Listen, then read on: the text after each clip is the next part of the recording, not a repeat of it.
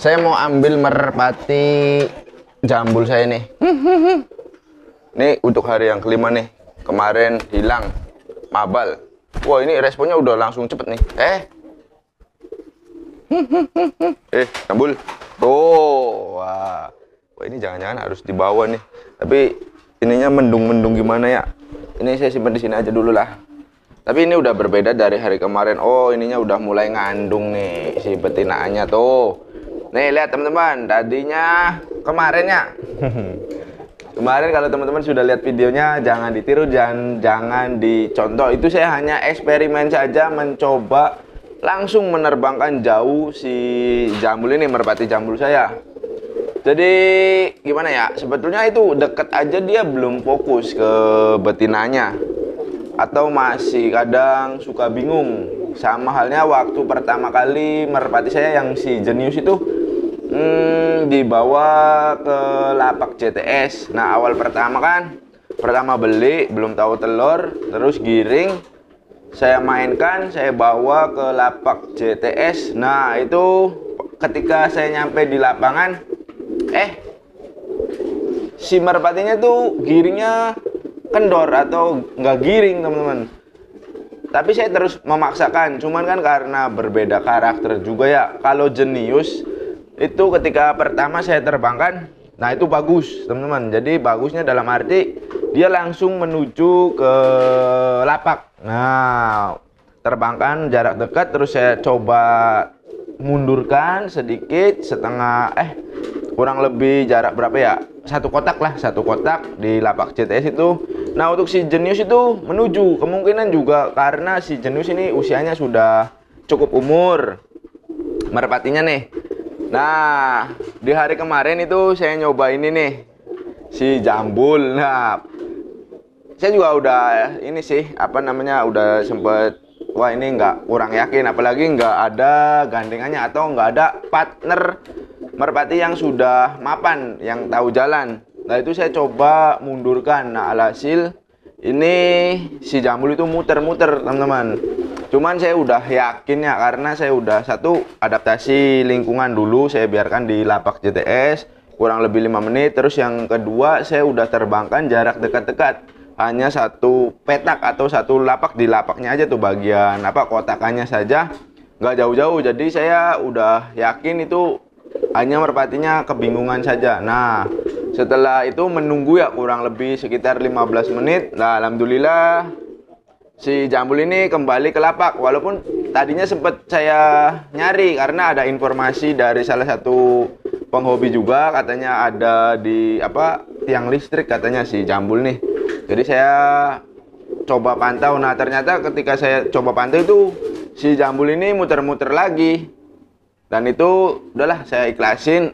Ternyata alhamdulillah balik ke lapak. Saya belum nyampe di lapak, si jambul ini sudah ada di lapak. Nah, di sini saya akan bagikan buat teman-teman nih.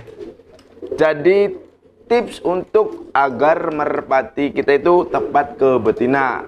Karena ini kan masih piikan nih, teman-teman. Jadi piikan itu penting ya, apalagi ini merpati kolong nih. Jadi ada yang bertanya juga. Cuman untuk kalau fokus ngolong, insya Allah nanti saya akan pelajari dulu. Nah, ini saya akan bagikan buat teman-teman. Kayak contoh halnya kayak merpati saya itu yang si jenius, alhamdulillah sudah berhasil. Walaupun giringnya masih agak jelek ya untuk si jenius. Ini mau bertelur. Nah, agar tidak hilang nih, ini kan pengalaman saya ini.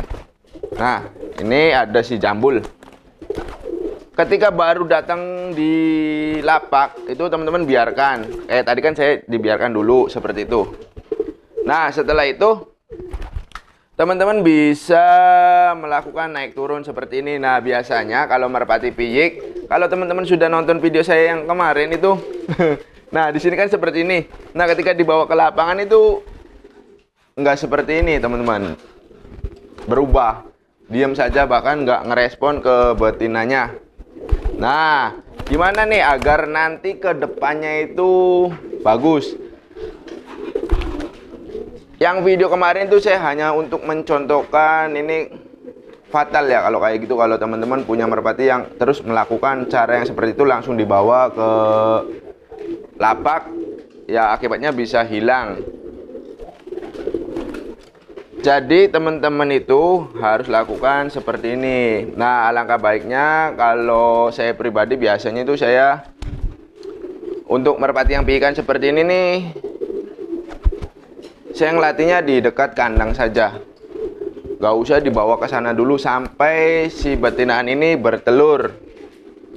Tetapi nggak semua merpati seperti itu. Nah, ini kan kalau udah capek juga tuh responnya berbeda. Nah, kadang ada merpati yang seperti ini, kadang ada merpati yang cepet atau bagus untuk beradaptasinya.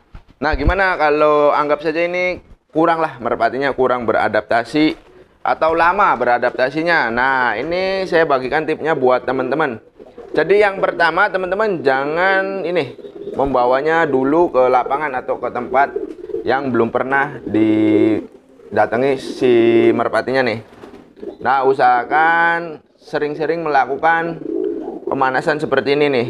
Nah, ini namanya apa ya? Tuh. Ini juga kalau di sini udah bagus responnya. Nah. Tuh, seperti ini. Sering-sering set. Nah. Ini fokus ke betinanya belum begitu sempurna nih, teman-teman. Kelihatan. Ini kalau saya pribadi baik merpati kolong ataupun merpati balap itu sama saja, teman-teman. Untuk tekniknya, jadi teknik yang pertama yaitu pengenalan lapangan, pengenalan betina. Jadi agar fokus ke betinaannya nih. Ini kan biar fokus nih. Nah, kita lakukan seperti ini nih. Udah jangan buru-buru kayak saya kemarin ya, ini mencoba si merpati jambul ke lapak JTS. Nah, itu alhasil burungnya hilang. Nah, kalau terus-terusan saya melakukan hal seperti itu atau teman-teman melakukan hal seperti itu, niscaya nanti merpatinya akan rusak.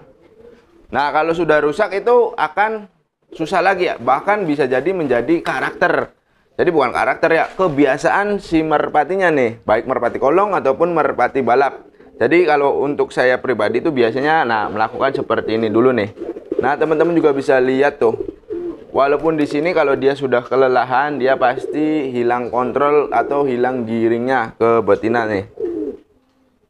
Nah, jadi langkah yang pertama ini harus fokuskan dulu teman-teman sebelum ke lapangan. Nah, untuk waktunya berapa lama sih Bang? Nah, ini banyak sekali nih teman-teman yang menanyakan hal seperti ini. Jadi untuk waktunya itu biasanya kalau ini ya, ini berhubung ini sama nih, ini posisi merpati betinanya ini masih tergolong muda atau masih piikan, jantannya juga sama, jadi ini sama saling belajar untuk reproduksi atau bertelur. Jadi kita harus sabar. Nah, ketika merpatinya giring, teman-teman yang harus dilakukan ya naik turun seperti ini. Nah, nggak mesti dia responnya cepat naik turunnya, enggak. Nah, kalau udah lelah seperti ini ya udah dibiarkan. Untuk waktunya sampai merpati betinaan ini bertelur. Nah, setelah itu barulah dia suruh mengerami telur.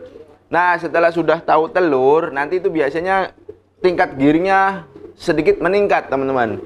Jadi itu boleh dibawa ke lapangan. Jadi coba-coba. Cuman untuk angkatan pertama atau giringan yang baru cabut telur terus baru angkat giring, saya sarankan jangan coba dibawa ke lapangan dulu. Jadi bawa lapangannya itu ketika mau bertelur lagi.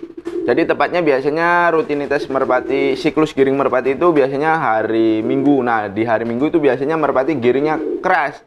Jadi di hari Kamis, Jumat, sama Sabtu usahakan di masih daerah wilayah sini. Cuman udah boleh kita terbangkan, jadi jarak dekat-dekat. Nah, untuk tujuannya apa? Lebih fokus lagi ke betina. Nah, itu tujuannya fokus ke betina, teman-teman.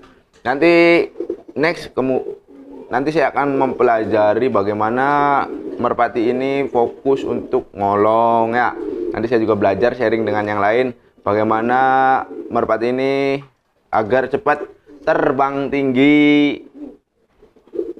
Cuman di video kali ini saya bahas ini untuk fokus ke betina.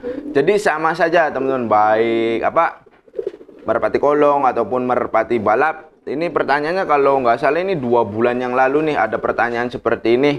Jadi beliau itu menanyakan, Bang, gimana sih cara merpati saya, merpati kolong tapi ini merpati kolong saya itu agar fokus ke betina. Nah, di video yang lalu atau kurang lebih 1 tahun yang lalu ya, itu saya bahasnya video tentang merpati balap sprint. Nah, sebetulnya itu sama saja, baik merpati kolong ataupun merpati balap, pasti semua penghobi melakukan push up, yang namanya push up.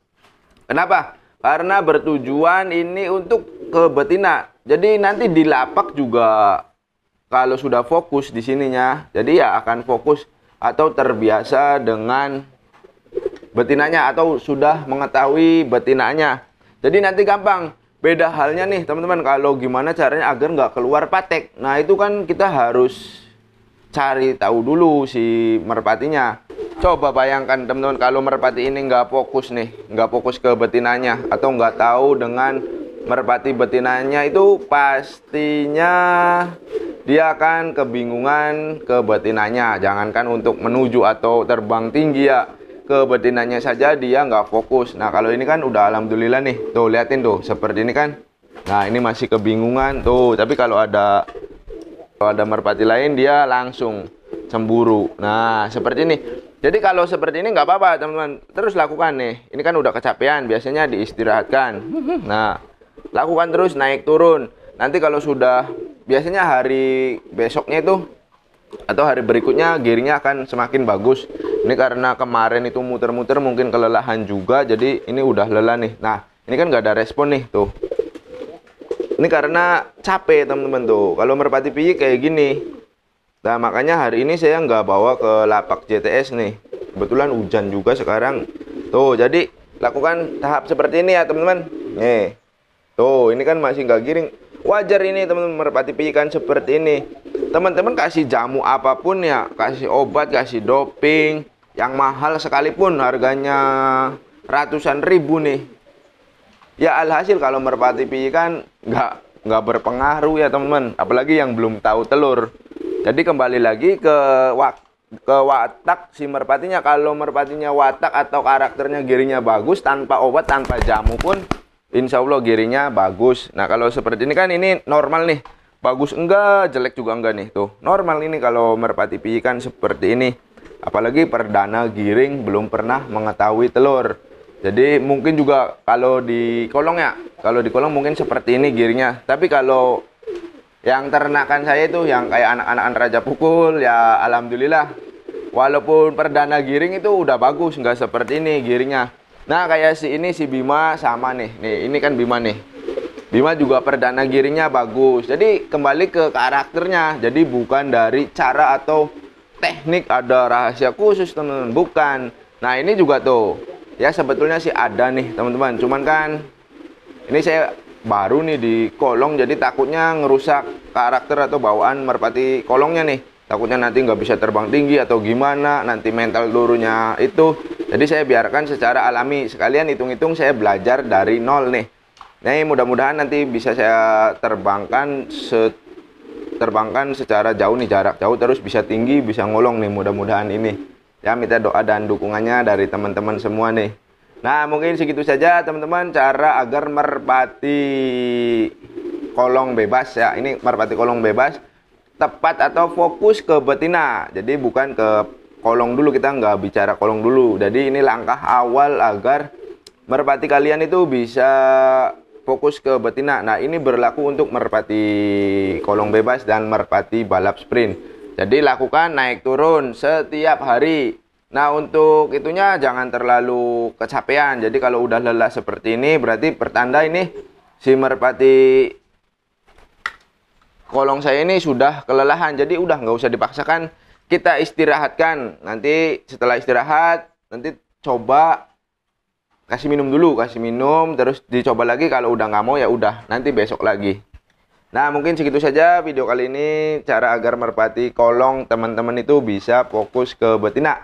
Mudah-mudahan bisa bermanfaat. Mohon maaf bila mana ada kata-kata yang kurang berkenan. Nantikan video terbaru dari saya. Akhir kata saya akhiri. Wabillahi taufiq wal hidayah. Wassalamualaikum warahmatullahi wabarakatuh.